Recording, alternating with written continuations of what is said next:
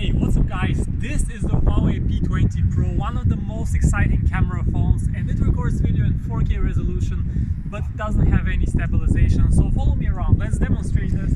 So as you can see, when you're walking with the phone and it's handheld right now, you'll see a lot of shakiness and it doesn't look that stable because there is no stabilization, but otherwise you get plentiful detail with 4K video recording, and you can see how the phone adjusts to different lighting conditions. It's able to change the exposure properly, which is a good thing.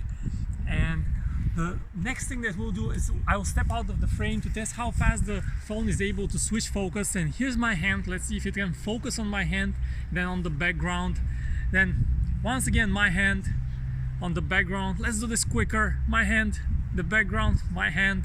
See how fast is it able to adjust? You tell me in the comments to this video. We also zoom all the way in to see the level of detail. Now this phone has something amazing. There's a 14 megapixel main camera straight out of Nokia history, so it should be able to provide plentiful detail. So we'll zoom all the way in and see what you get in terms of detail, and then we'll zoom all the way back out.